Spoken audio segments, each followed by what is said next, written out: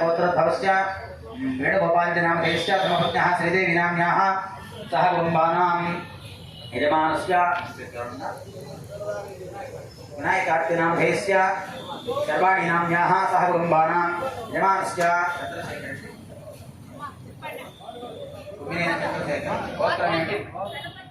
गणपतिगोत्रधवस्य चन्द्रशेखर नामधेयस्य मौलिका नाम्न्याः सह कुटुम्बानां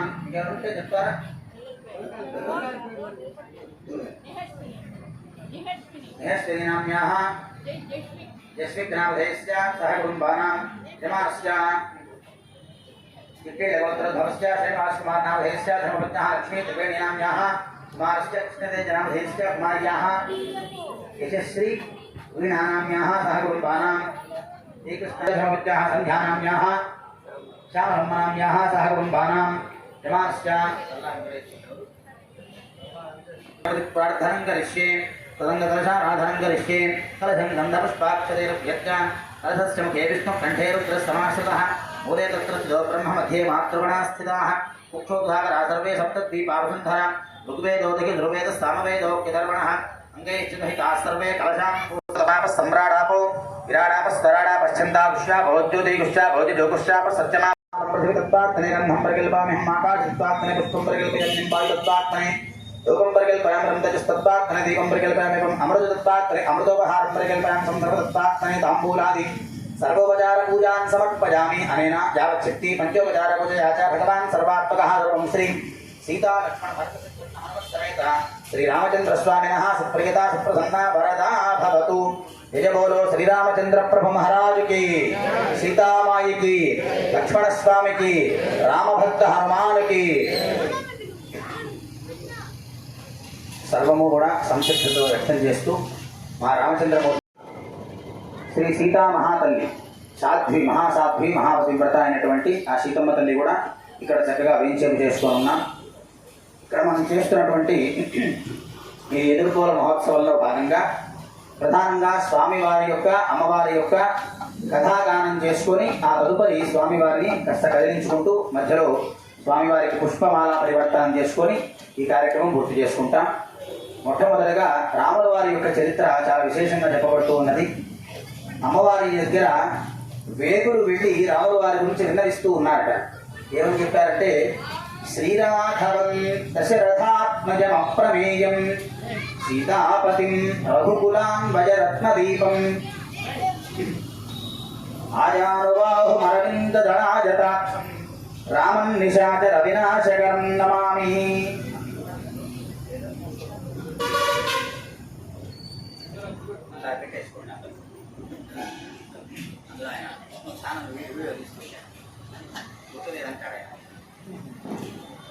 అటువంటి మా శ్రీరామచంద్రమూర్తి వారి గుణగణాలు ఎట్లా ఉన్నాయ్యా అంటే, ఆయన అయోధ్య నగరానికి దశరథ మహారాజు గారు రాజుగా పరిపాలిస్తూ ఉన్నారు. ఆయన వంశం రఘువంశం, ఇక్ష్వాకు వంశం, అనేకమైనటువంటి పేర్లు ఉన్నాయి. అంటే ఒక్కొక్క మహారాజు గారు వచ్చినప్పుడు ఆయన చేసినటువంటి పరిపాలన వల్ల ఆ రామచంద్రమూర్తికి ఆ వంశానికి ఆ పేర్లు వస్తూ ఉన్నాయన్నమాట. రఘువు అనేటువంటి చక్రవర్తి గారు పరిపాలన చేశారు, రఘువంశమైంది. ఇక్ష్వాకు పరిపాలన చేస్తే ఇక్ష్వాకు వంశమైంది. కకుత్సుడు అనేటువంటి వాడు పరిపాలన చేస్తే కాకుత్స వంశమైంది. ఇలా అనేకమైనటువంటి మహారాజులు, ఎందరో చక్రవర్తులు ఈ భూమిని అంతా కూడా ప్రజారంజకంగా పరిపాలన చేస్తున్నటువంటి వంశంలో ఉద్భవించినటువంటి వాడు మా శ్రీరామచంద్రమూర్తి. ఎందుకంటే భగవంతుడు ఊరికే పుట్టాడండి. భగవంతుడు ఒక వంశంలో పుట్టాలి అంటే ఎన్నో కోట్ల జన్మల్లో పుణ్యం చేసి ఉండాలి. భగవత్ ప్రసాదంగా మనకు ఏదైనా సంతానం కావాలి అన్నా కూడా మనం ఎంతో పుణ్యం చేసి ఉండాలి. కాబట్టి అటువంటి మా శ్రీరామచంద్రమూర్తి సాక్షాత్తు మహావిష్ణు స్వరూపం. ఆ మహావిష్ణువే సాక్షాత్తు 4 భాగములుగా మారి రామ లక్ష్మణ భరత శత్రుఘ్నులుగా వచ్చారు అని చెప్తుంది శాస్త్రం.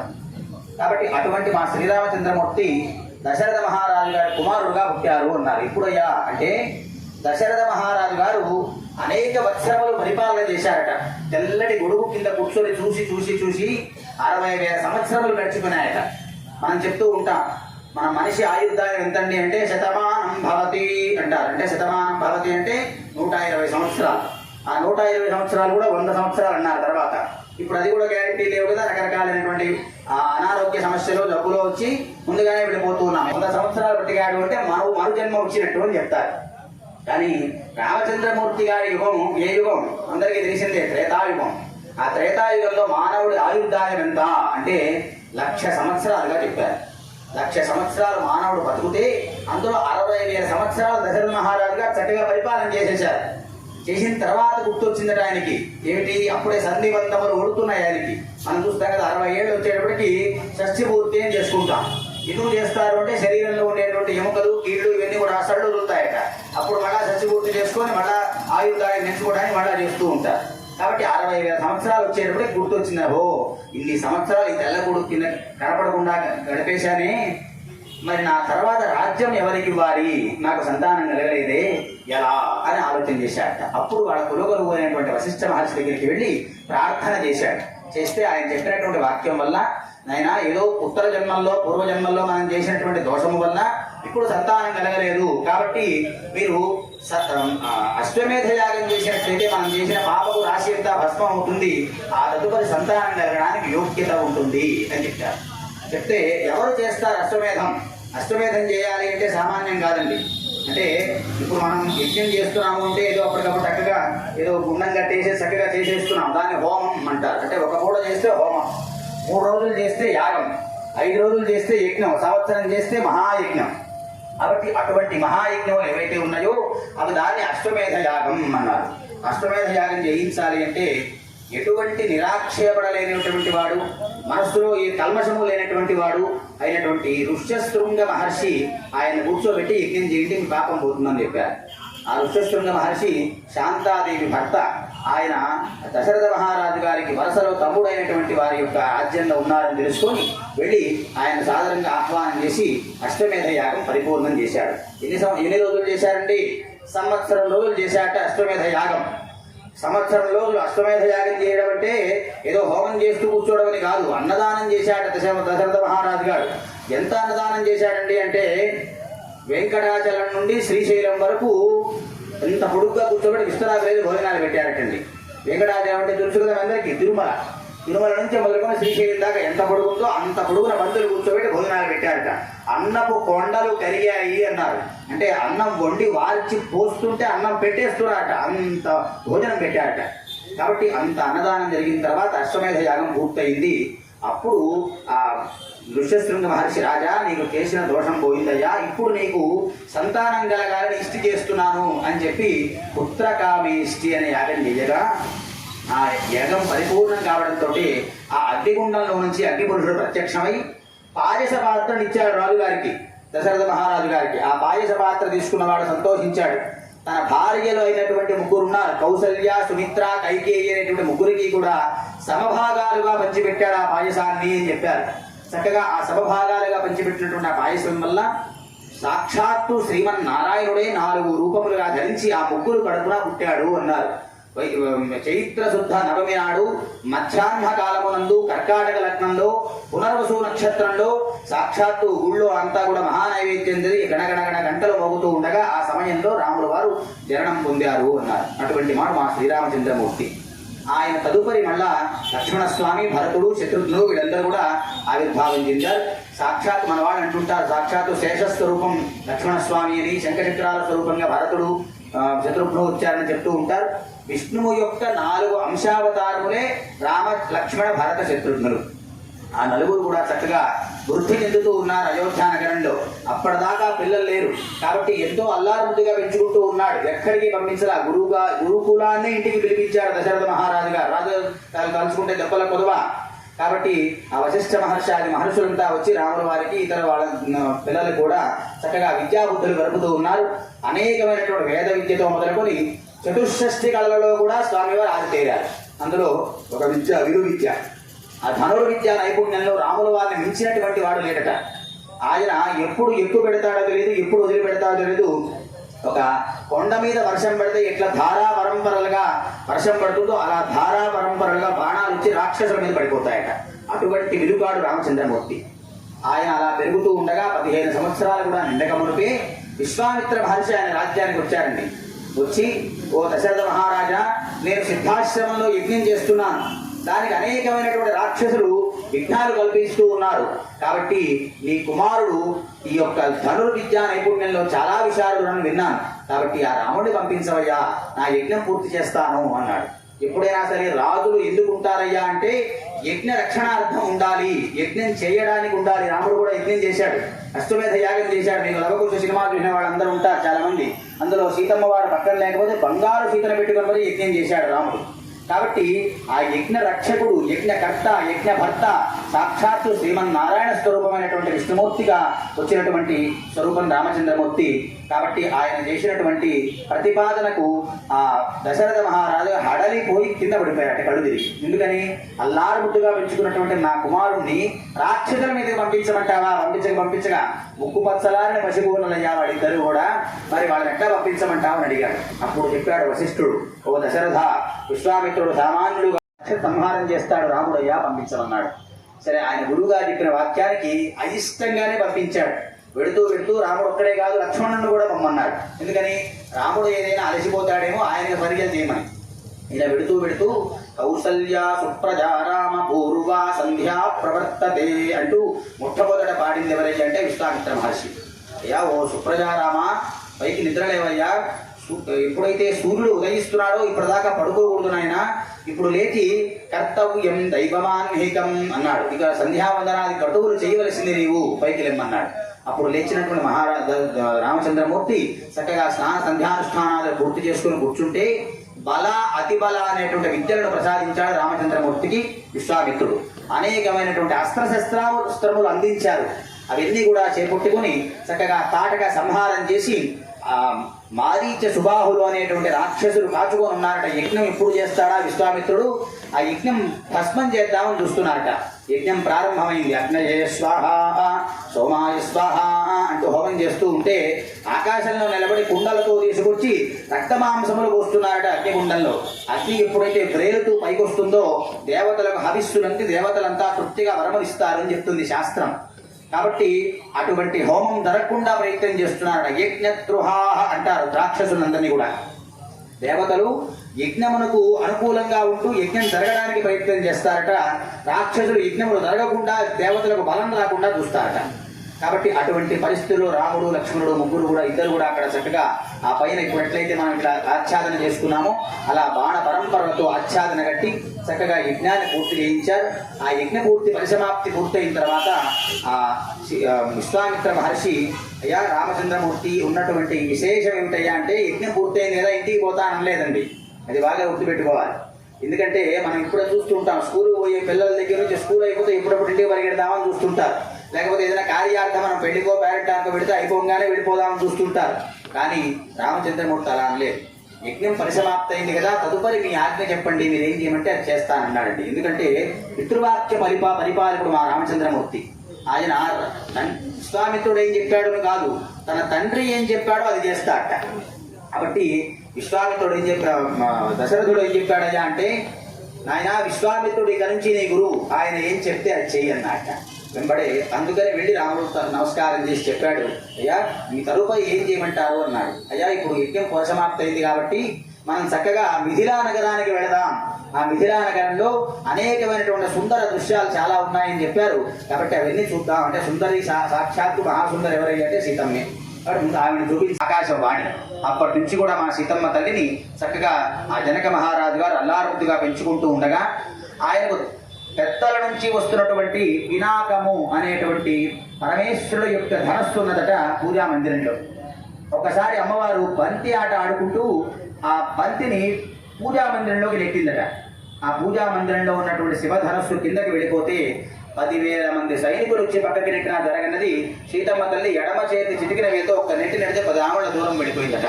అంటే సాక్షాత్తు జగజ్జనని కాబట్టి ఆవిడ తన యొక్క బలం ఉన్నదేనే కాదు కానీ అమ్మవారి యొక్క స్వరూపం అంత విశేషం.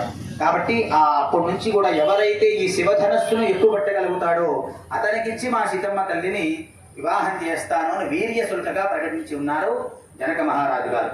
కాబట్టి అప్పటి నుంచి కూడా ఎంతో మంది వస్తున్నారు. అంగవంగ కళింగ కాంభోజ కాశ్మీర కళింగ దేశాల నుంచి అనేకమైనటువంటి రాజవరేణ్యులంతా కూడా ఎంతో మంది విచ్చేసి చక్కగా ఆ శివధనస్సును చూసి మా వల్ల కాదు బాబోయ్ అంటూ పారిపోయిన వాళ్ళు చాలా మంది ఉన్నారట. ఎందుకని ఆ శివధనస్సును ఎక్కువ పెడుతుంటే కనీసం తీసుకుందామన్నా కూడా అది పైకి లేవట్లే. 10,000 మంది నెట్టుకుంటూ వస్తేనే పక్కకు పోవట్లేదు అది. కాబట్టి అటువంటి శివధనస్సుని చూస్తారయ్యా జనక మహారాజా, నువ్వు చూపించు అని చెప్పేసి రామలక్ష్మణ ఇద్దరికి చూపించమన్నాడు. అంతే విశ్వామిత్రుడి యొక్క అనుమతితో మా శ్రీరామచంద్రమూర్తి ఆ శివధనస్సును తీసుకొని ఎక్కువ పెడదామని చూశాకండి. అంతే అది ఊరికనే అట్లా తీసి నిలబెట్టేటప్పటికి పెళ్ళున విరిగే శివధనస్సు అన్నారు, చల్లుమొనిగే సీత మనస్సు అన్నారు. ఎప్పుడైతే శివధనస్సు విరిగిందో అమ్మవారి యొక్క గుండె కూడా జల్లు మనదట. ఎందుకంటే ఇప్పటిదాకా ఎంతో మంది వచ్చారు, మేము వీరులము ధీరులము సూర్యులము అని చెప్పుకుంటున్నారు తప్పితే ఎవరు కూడా దాని గురించి ఆ కనీసం పైకి తీసిన వాడు కూడా లేడట. కానీ మా రామచంద్రమూర్తి ఒక్కొక్క అడుగు వేస్తూ ఆ శివధనస్సు దగ్గరికి వెళుతూ ఉంటే సీతమ్మ తల్లి కోరుకున్నదట. ఎందుకని అంటే ఈయన సాక్షాత్తు నారాయణాంశ సంభూతుడే, జగజ్జనని అయినటువంటి ఓ పార్వతీదేవి, ఓ గౌరీదేవి, ఈ రామచంద్రమూర్తిని నాకిచ్చి భర్తగా చేయవమ్మా, ఆ శివధనస్సును ఆయన ఎక్కువ పెట్టేటట్టుగా చూడవమ్మా అని చెప్పి ప్రార్థన చేసిందట సీతమ్మ తల్లి. ఎప్పుడైతే శివధనస్సు భంగం జరిగిందో అమ్మవారు పరిగెత్తుకుంటూ వచ్చి ఆ వరమాల వేసింది అని చెప్తారు. వాల్మీకం కాదు కానీ అనేకమైనటువంటి రామాయణాలు మనకు చాలా ఉన్నాయి. వాల్మీకి మహర్షి రాసినటువంటి రామాయణంలో ఈ మాట లేదు కానీ అనేకమైనటువంటి రామాయణాల్లో శివధనస్సు విరగడంతో అష్టదిక్కులు కూడా కంపించినాయట. 8 దిక్కులు కూడా కంపించి ఆ సభ అంతా కూడా దిక్కులు పిక్కటిల్లే మాదిరి శబ్దాలు వచ్చినాయట. అందువల్ల లక్ష్మణస్వామి వారు ఆ తొక్కి పట్టి ఆ భూమిని అంతా ఆపాడు అని చెప్తాడు ఆదిశేషుడు కాబట్టి. అటువంటి స్వరూపంగా ఉన్నటువంటి మా సీతమ్మ తల్లి చక్కగా ఇక్కడ వేంచేసి ఉన్నది. మా రామచంద్రమూర్తి ధనుర్భంగం చేసి ఎప్పుడెప్పుడు సీతమ్మ తల్లి వచ్చి వరమాల వేస్తుందా అని చక్కగా ఆతృతగా ఎదురు చూస్తూ ఉన్నారు. కాబట్టి మీ సీతమ్మ తల్లి 2 అడుగులు వేసి తీసుకొచ్చి వరమాల వేయించాల్సిందిగా కోరుతున్నాం. అమ్మవారిని పట్టుకొని కొద్దిగా ముందుకు తీసుకురండి.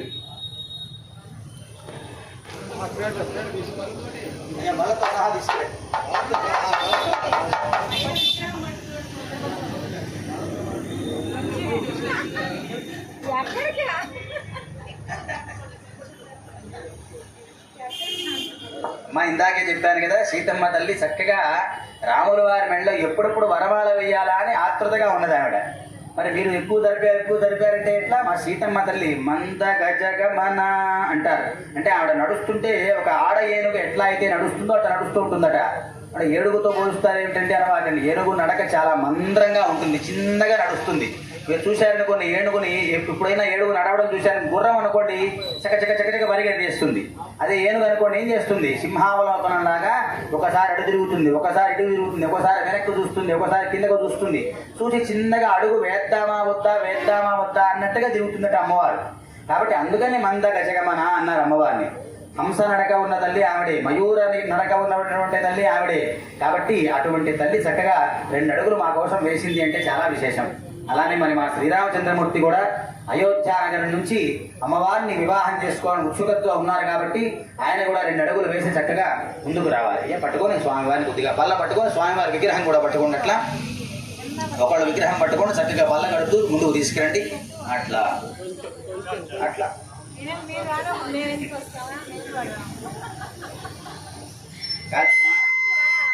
కాదు, ఒక మాట చెప్తా వినండి. మనము వెళ్ళి రామచంద్రమూర్తిలో కలవడమే ఈ యొక్క ఎదుర్కోల ఘట్టంలో తీసుకోవాలి. కాబట్టి అటువంటి మా శ్రీరామచంద్రమూర్తి చక్కగా అమ్మవారి కోసంగా 2 అడుగులు వేశాడు. అందులో ఆయన ఆజానుబాహుం అరవిందదళాయతాక్షం అన్నారు. ఆజానుబాహుడట అంటే మోకాల కిందకు ఉంటాయట చేతులు కూడా.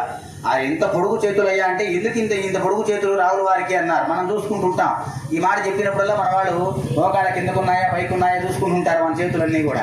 కానీ ఏ మోకాళ్ళ కంటే పైకే ఉంటాయి, గుర్తుపెట్టుకోండి. రాముల వారి చేతులు మాత్రమే పొడుగు ఉంటాయట. ఆయన ఎందుకంటే తిరుమలలో శ్రీ వెంకటేశ్వర స్వామి మూర్తి ఎంత అద్భుతంగా ఎంత విశేషంగా ఉంటాడో 9 అడుగుల మూర్తిగా, అలానే రామచంద్రమూర్తి ఎంత విశేషమైన మూర్తట. ఏమండి వెంకటేశ్వర స్వామి రూపం వేశాం అంటే వేషం కట్టాం, చక్కగా ఆయనలాగే నిలబడతామంటే ఎప్పటి వల్ల కాదండి. ఎందుకంటే ఈ చెయ్యి ఇట్ట పెట్టగలం కానీ ఈ చెయ్యి ఇట్ట పెట్టలేం, మన వల్ల కాదు. ఎందుకని ఎంతసేపు పెడతామండి, పాపం ఆయన కలియుగ ప్రారంభం నుంచి అట్టానే పెట్టుకొని ఉన్నాడు ఆయన. ఎందుకని చెప్పాడయ్యా అంటే ఇది ఏమన్నారంటే కటిహస్తము వరదహస్తము అన్నారు. దీన్ని వరదహస్తం అంటారు. ఇట్లా కిందకి చేయి చూపిస్తున్నట్ట వరదహస్తం అంటే అర్థం ఏమిటి, ఇందులో నుంచి వరములన్నీ ఇస్తున్నట్ట చక్కగా. ఇందులో ఎవరొచ్చి గోవిందా గోవిందా నమస్కారం చేస్తాడో అక్కడ ఆ చేతిలో నుంచి చక్కగా వస్తున్నాయట. ఇంకొక మాట చెప్పాలి, నాయన ఇట్లా చూస్తే నా పాదములు కనపడుతున్నాయి, ఎవడైతే నా పాదములు శరణుదొచ్చుతున్నాడో వాడికి ఈ సంసార సాగరం అనేది జానుదగ్ధనము అన్నట. ఈ చేత్తోడు చూపిస్తున్నాడు. జానుదగ్ధనం అంటే మోకాళ్ల పర్యంతమే ఈ సముద్రము అన్నట. సంసార సాగరంలో కొట్టుకుపోతున్నటువంటి జీవుళ్ళని తరింపజేయాలి అంటే సాక్షాత్తు విష్ణు పాదాలు శరణదొచ్చాలి, అంతకు మించి వేరే మార్గం లేదన్నాడు. ఏ పురాణముల ఎంత వెతికినా శ్రీపతి దాసులు చెడరన్నడను అన్నాడు అన్నమాచార్యులు వారు. కాబట్టి ఏ పురాణంలో మీరు ఎక్కడ చూసుకున్నా సాక్షాత్తు భగవంతుడి యొక్క చరణములు పట్టుకున్నవాడు ఎక్కడో కూడా చెడిపోలేదట. కాబట్టి అటువంటి భగవంతుడి యొక్క స్వరూపం అలా ఉంటుంది తిరుమలలో. ఎందుకని ఈ చేతితో చక్కగా పాదములు సేవించండి, అలా సేవించిన వాడికి మోకాటి వరకే సముద్రం వస్తుంది అన్నాడు సంసార సాగరం. కాబట్టి అటువంటి మూర్తి మా రామచంద్రమూర్తి. అందుకని ఈరోజు చక్కగా పాదాలు కనపడుతూ కూర్చున్నాడండి ఆయన. ఎందుకంటే వస్త్రం కట్టుకోవడంలో కూడా శివధనస్సులు విరవాలి, వచ్చేసి అమ్మవారి మెడలో మాల వేయాలి అనే ఉత్సుకత ఆయనకు కూడా ఉంది మెడలో మనసులో. కాబట్టి ఆయన కూడా చక్కగా ఉబిళ్ళు ఊరుతూ ఉన్నారు స్వామివారు. కాబట్టి ఆ సీతమ్మ తల్లిని మళ్ళా 2 అడుగులు వేయించి చక్కగా 2 అడుగులు కాబట్టి 1 అడుగు మందగమన కాబట్టి కొద్దిగా చిన్నగా తీసుకొచ్చి అమ్మవారిని ముందుకు జరపవలసిందిగా కోరుతూ ఉన్నా. జై శ్రీరామచంద్ర ప్రభు మహారాజుకి, సీతామాయికి. అట్లానే మా రామచంద్రమూర్తి అనేకమైనటువంటి విద్యాభ్యాసాలు చేశాటండి. అందులో చక్కగా ఉండండి ఒక్క నిమిషం చెప్తాను, అప్పుడు వేద్దురుగా. చక్కగా అనేకమైనటువంటి విద్యాభ్యాసములు చేస్తే అందులో స్వామివారు చోర కళ కూడా ఉందటండి. 64 కళలు ఎక్కువ పెట్టినప్పుడే అమ్మవారు వచ్చి వరమాల వేసిందండి అని మనం అనుకుంటాం. కాదు కాదు, విశ్వామిత్రుడితో వస్తున్నప్పుడే నందనవనంలో వాడిద్దరు కలుసుకున్నారటండి. కలుసుకొని ఒకళ్ళకొకళ్ళు మనస్సులు ఇచ్చి పుచ్చుకున్నారట. మనస్సులు ఇచ్చి పుచ్చుకోవడం అంటే సామాన్యం కాదండి. సాధారణంగా మనం ఇప్పుడు చూస్తూ ఉంటాం ప్రకటనంగా. ఇప్పుడున్నటువంటి లౌకికమైనటువంటి పరిస్థితుల్లో ఎన్నో ఉన్నాయి మనసులు ఇచ్చి పుచ్చుకోవడం అనేటువంటి మాటలు. కానీ అలా కాదట. సీతమ్మ వారి మనస్సు ఏమిటో రాముడు తెలుసు, రాముడి మనస్సు ఏమిటో సీతమ్మకు తెలుసట. ఒక ఉదాహరణ ఏమిటంటే, రాముల వారు అట్లా అయోధ్యానగరంలో, అంటే వివాహం అయిపోయి చాలా కాలం అయిన తర్వాత అయోధ్యానగరంలో వీధుల్లో వెళుతున్నట్ట. ఒక రథం మీద కూర్చొని వెళుతూ ఉంటే ఒక చిన్న దుకాణం కనపడ్డది. ఉంటాయి కదా, ఊరంటే దుకాణాలు ఉంటాయి, అంగళ్ళు ఉంటాయి. అక్కడ మంచి పట్టు పంచె కనపడ్డదట. ఆ బ్రహ్మాండంగా ఉంది కదా అనుకున్నట్ట. పట్టు పంచె ఎంత బాగుందో, నేను కట్టుకుంటే బాగుంటుంది కదా అని. కానీ అప్పటికప్పుడు అక్కడ ఆ ఆపి తీసుకునేటువంటి వసతి లేదు, అవకాశం లేదు. వెళ్ళిపోయాడు రాముడు. కానీ రాముడు ఇంటికి వచ్చి అంతఃపురంలో వచ్చాడు. ఆ పట్టు పంచె వచ్చి ఇంట్లో ఉన్నదటండి. ఎలా ఉన్నది అంటే సీతమ్మ తెలుసుకొని చక్కగా తీసుకొచ్చి ఇంట్లో పెట్టిందట ఆవిడ. కాబట్టి సీతమ్మ మనసు ఏమిటి అంటే రాముడే, రాముడు మనసు ఏమిటి అంటే సీతమ్మే. కాబట్టి ఆ మనస్సు దగ్గరికి రాముల వారిని చేర్చడమే మన పని. కాబట్టి 2 అడుగులు వేయండి ఆయన. రాముడు చక్కగా 1 అడుగు వేస్తే 7 అడుగులు అవతల పడాలట. మీరేమో రాముడిని చిన్నగా కదులుస్తున్నారు. రాముడు కాస్త పెద్దగానే అడుగు వేస్తాడు. ఏమ్మా అంతే కదా మరి. రాముడు పెద్ద అడుగులు వేయాలి. మా సీతమ్మ తల్లి పెళ్లి కూతురు కాబట్టి చిన్న చిన్న నడకే నడుస్తుంది. కాబట్టి నాయన సీతమ్మ నడక చూపించండి, చిన్నగా చూపించండి. మా రాముడు వారు కూడా చక్కగా చక్కగా అడుగు వేస్తాడు.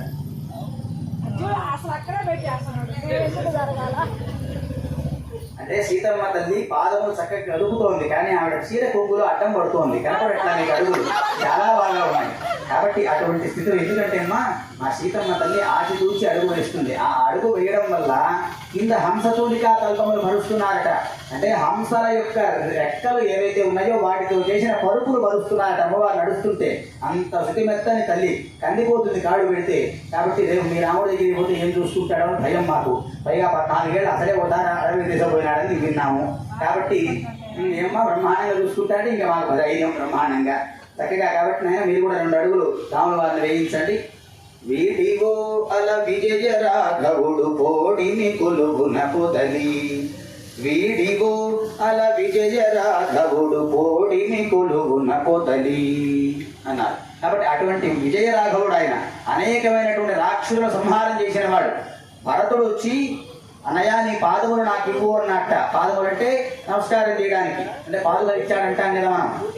అసలు విశేషం ఏమిటి అంటే భరతుడు వచ్చి నీ రాజ్యం నువ్వు తీసుకోవయ్యా నాకు అక్కర్లేదు అన్నాడు. ఎందుకని నేను లేని సమయంలో కైకేయి కోరింది ఆ వరాలు, నేను కోరలా. నాకు ఏ మనసులో ఏ కోశానా లేదు. కాబట్టి నీ రాజ్యాన్ని నువ్వు ఏలుకోరనయ్యా అంటే, కాదు నాయన భరత, నువ్వు నాన్నగారు చెప్పిన మాటను పరిపాలించాలి. కాబట్టి నువ్వు రాజ్యాల్లో అక్కడ ప్రజలను పరిపాలించు. నేను ఇక్కడ ఎంత 14 సంవత్సరాలు 14 నిమిషములలో పూర్తయిపోతాయి. కాబట్టి ఇక్కడ అడవుల్లో ఉండేటువంటి మహర్షులకు రక్షణ కల్పిస్తూ ఇక్కడ ఉండేటువంటి వాళ్ళందరూ నేను పరిపాలిస్తానని చెప్పాడు రామచంద్రమూర్తి. ఆ తదుపరి రాముల వారి పాదుకలు తీసుకుపోయి నంది గ్రామంలో పెట్టుకొని చక్కగా రాముల వారి పనుపున ఆయన రాజ్యం చేశాడు. అంతేగాని భరతుడు నిజానికి కూర్చొని రాజ్యం చేసిన దాఖలాలు ఎప్పుడూ లేవండి. ఆయన కూడా అయోధ్యను కూడా వెళ్ళలేదట. నువ్వు లేని అయోధ్య నాకు శ్మశానంతో సమానము అన్నట. కాబట్టి అటువంటి మా రామచంద్రమూర్తి పాదములు చక్కగా ఆయన పాదములు కూడా శ్రీచరణములు. బ్రహ్మ కడిగిన పాదము అంటారు. కాబట్టి బ్రహ్మ ఎప్పుడు అడిగాడండి అంటే మన కథల్లో ఎక్కడైనా కనిపిస్తున్నాయా అంటే భాగవతంలో చెప్పారు. వామనావతారం తీసుకున్నట్ట విష్ణుమూర్తి. వామనావతారం తీసుకొని బలి చక్రవర్తి దగ్గరికి పోయి ఏమయ్యా తపస్సు చేసుకోవడానికి 3 అడుగులు భూమిస్తావా అన్నట్ట. ఎవరు ఇవ్వనట్టుగా అదేం భాగ్యం స్వామి తీసేసుకో అన్నట్ట. పక్కనే ఉన్నాడు విశ్వామిత్రుడు. ఆయన విష్ణుమూర్తి మాయా రూపంలో వచ్చి నిన్ను భూమి అడుగుతున్నాడు, కాస్త ఆలోచించి నువ్వు నాయన అన్నట్ట. ఎందుకంటే విష్ణు మాయాస్వరూపం, ఆయన సామాన్యుడు కాదు, ఆయన మహామాయగాడు. అటువంటి మాయగాడైనటువంటి వాడు వచ్చి 3 అడుగులు అడుగుతున్నాడంటే దీంట్లో ఏదో మొదలు ఉంది నాయన జాగ్రత్త అన్నట్ట. కానీ ఇస్తాను అన్న దానాన్ని తప్పక ఇవ్వవలసిందే, మాట మార్చేది మా వంశంలో లేదన్నాడు బలిచక్రవర్తి. నీళ్లు పోస్తున్నాడు కొమ్ము చెంబులో నుంచి. భార్య పోస్తోంది నీళ్లు. పోస్తూ ఉంటే విశ్వామిత్రుడు చిన్న చేప రూపంలో మారి కమండలంలో దూరి ఆ కొమ్ముకు అడ్డం పడ్డాటండి. నీళ్లు బయటికి రాకుండా. నీళ్లు పోస్తేనే భూమిని దానం చేసినట్టు. ఇప్పుడు మనం రిజిస్ట్రేషన్ చేసుకొని ఈ భూమి నాది అనుకుని విడిపోతున్నాం. కానీ శాస్త్రం ఏం చెప్తోంది అంటే ఏదైనా భూమి కొనుక్కున్న తర్వాత భూమికి వెళ్ళి తొక్కాలట. ఆ భూమిని తాకి తిరిగి రావాలట కొనుక్కున్న తర్వాత. అది శాస్త్రం.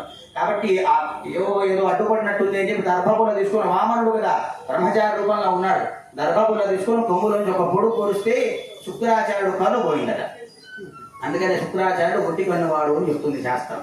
కాబట్టి అటువంటి స్థితిలో ఇంతింతై వటుడింతయి మరియు తానింతయి నభోరాశిపైనంతయి చంద్రునికి అంతయి సూర్యుని మీదకంతయి అని చెప్పి మధ్య చెప్పారు బోధన గారు. కాబట్టి ఇంత ఉన్న వటువు ఎంత విరిగిపోయినాడా అంటే రవిబింబం ఉపమింప పాత్రముకు ఛత్రమై శిరోరత్నమై కళరత్నమై అని ఎన్నో చెప్పారు.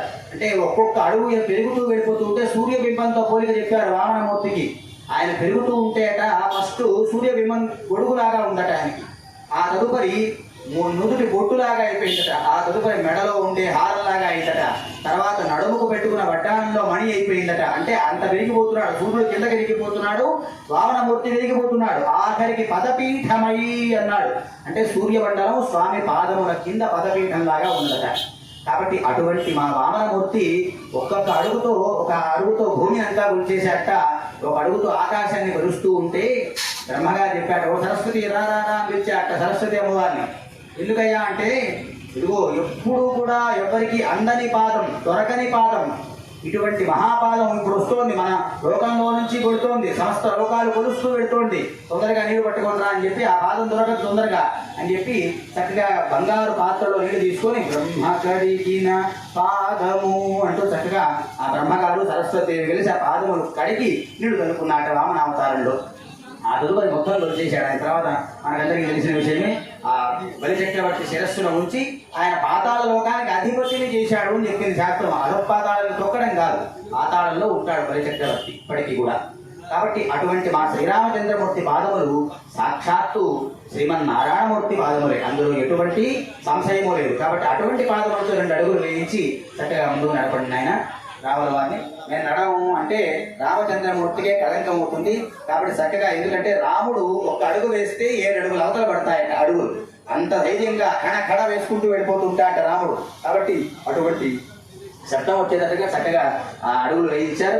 ఆ శబ్దం విన్న తల్లి ఆగుతుందా? 2 నిమిషాలు కూడా ఆగలేదు. కాబట్టి ఆమెను కూడా కొద్దిగా ముందుకు తీసుకెళ్ళి హంసదుడికి తల్పం ఇప్పుడే ఆర్డర్ ఇచ్చామండి, వస్తుంది. చవేరా ఫర్నిచర్స్ ఉంది కావాలో, దాంట్లో ఇచ్చాము. చక్కగా వస్తుంది, చక్కగా పరుస్తారు. అప్పుడు చక్కగా మీరు పెళ్లి చేస్తారు అంటే ఉదయానికి వచ్చేస్తుంది, అన్నీ చేస్తారు. కానీ ఏమ్మా చక్కగా అమ్మవారు 2 అడుగులు వేశారు. అటువంటి రామచంద్రమూర్తి కూడా చాలా ఆనందంగా ఈ యొక్క కావలి పట్టణంలో ఎక్కడా కూడా జరగదండి, ఎదుర్కోవాలి. ఎందుకంటే కావలిలో చుట్టుపక్కల పల్లెల్లో ఏదో జరుపుకుంటుంటారు, కానీ ఈ మాత్రంగా చక్కగా రాముడి కథ చెప్పుకుంటూ జరగడం అనేది ఎక్కడా లేదు. కాబట్టి జనతాపేటలోనే కొలువై ఉంటాడు ఆయన రామచంద్రమూర్తి. అది మాత్రం ఖచ్చితంగా ఉంటుంది. ఎందుకంటే ఆయన ఎన్నోసార్లు ఇక్కడ ప్రత్యక్ష నిదర్శనాలు చూపించాడు. కాబట్టి ఆ రామచంద్రమూర్తి ఇక్కడ ఉన్నటువంటి చిన్న స్వరూపంగా ఇంతింతై బటుడింతయ్యి అన్నట్టుగా చిన్న గుడి దగ్గర నుంచి ఇంత మహా దేవస్థానంగా చక్కగా నిర్మింపబడి విశేషంగా ఉత్సవాలు జరిపించుకోవడం మన చేత రాముడే. కాబట్టి అటువంటి రాముడు ఈరోజు రేపు పొద్దున్నే పెళ్లి చేసుకోవాలి. కాబట్టి 2 అడుగులు వేసి అమ్మవారి ఇంటికి రావాలి. 2 అడుగులు వేయండి ఆయన. అట్లా సీతమ్మ తల్లిని కూడా చక్కగా ఇట్లానే ఇంకొక అడుగు వేసి కూర్చోబెట్టండి. చక్కగా మాలా పరివర్తనం చేస్తారు. నాయన మేడం చేయండి. ఓం ధ్రువం తేరా జావరణో ధ్రువం దేవో బృహస్పతి ధ్రువం తైంద్రశ్చాగ్నిశ్చ రాష్ట్రం ధారజతాం ధ్రువం ధ్రువం ధ్రువేణ అభిషా తస్మై దేవాది తస్మై దేవాది ప్రవృం అయం చ బ్రహ్మణస్పతి అయం ముహూర్త సుముహూర్తో అస్తు సుముహూర్తకాలే సూర్యాభినామవానాం గ్రహాణాం అత్యంత అనుకూల్యత తథాస్తు.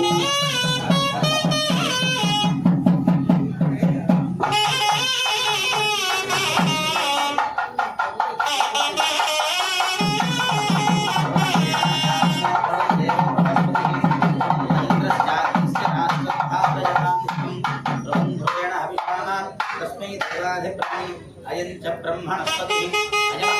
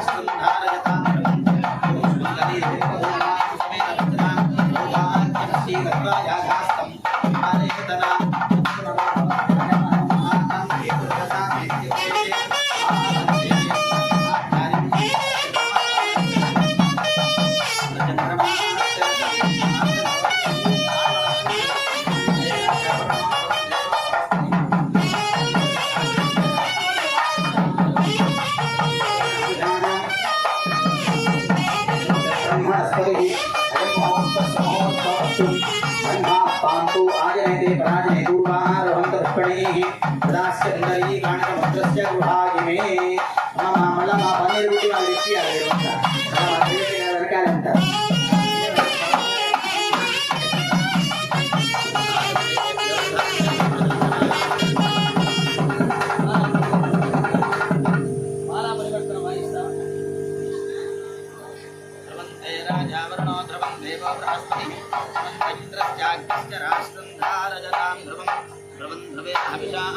तस्मै देवादि प्रवन्नम अयं च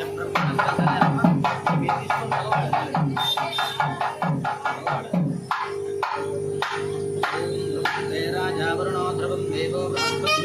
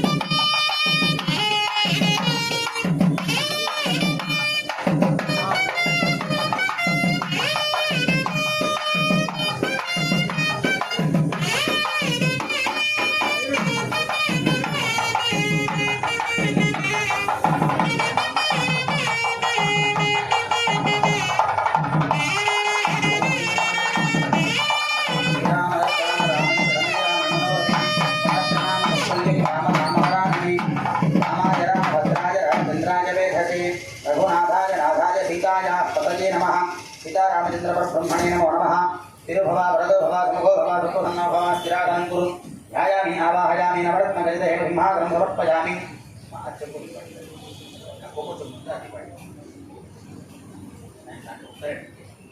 हस्तयोः अर्घ्यं समर्पयामि पादयोः वाद्यं समर्पयामि मुखे शुद्धाचमनं समर्पयामि औपचारिकस्नानं मा भोहिष्ठामयोभवस्थानमुर्जधातुना महिरणा योगस्यमतमौरसत्तस्य भार्गदेहनः वसुदेव मातरः स्मारं जमावयस्तक्षया गतिम्बधः आपो जनकधाजनः बुद्धोदिकस्नानं समर्पयामि स्नानानन्तरं शुद्धाचमनं समर्पयामि अभिवस्त्राः सुवसनाञ्जरुषापि धेनो सुदुभाः पूजमानः अभिचन्द्राभक्तवेनो हिरण्या तिरस्पादधिनो देवसोमास्त्रविग्भार्थम् अक्षदानं समर्पयामि यज्ञोपवीतार्थं यज्ञसूत्रार्थम् अक्षदानं समर्पयामि गन्धद्वारान्दुराधरुषा नित्यपुष्टाङ्गलेखनीं विश्वैकं सर्वभूतानां तामिहोपक्तये श्रीविन्दुके श्रीचन्दनं समर्पयामि अलङ्करणार्थम् अक्षदानं समर्पयामि अक्षतैः महाराजे नमः ओं श्रीकृष्णाय नमः ओं श्रीरामाय नमः रामभद्राय नमः रामचन्द्राय नमः सीतालक्ष्मणभरतशत्रुघ्नहनुमत्समेत श्रीरामचन्द्रब्रह्मणे नमो नमः नानाविधपरिमलपुष्पाक्षदानि समर्पयामि धूपं वनस्पत्युद्भवैर्दिव्यैः नानागन्धैः सन्नितः आग्रहे सर्वदेवानां धूपोऽयं प्रतिगृह्यताम्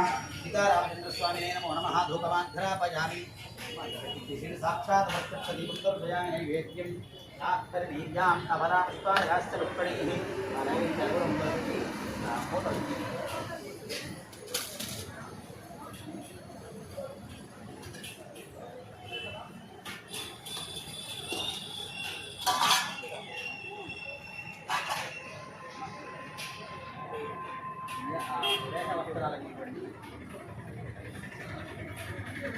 प्रोक्षणं नमः प्रजयति नमः उदरिकाक्षं दरिकाक्षं नमः मण्डपस्दावाहित श्री सीतालक्ष्मणभरतशत्रुघ्नहनुमत्समेत श्री रामचन्द्रस्वामिने नमो नमः उत्तरार्धं नारिकेलखण्डद्वयसहित लड्डुकान् निवेदयामि शुद्धलान् निवेदयामि नारिकेलखण्डद्वयसहित अकलीफलान् निवेदयामि ऐष्टाद्यैः प्रथमात्मने नमः द्वितीयात्मने नमः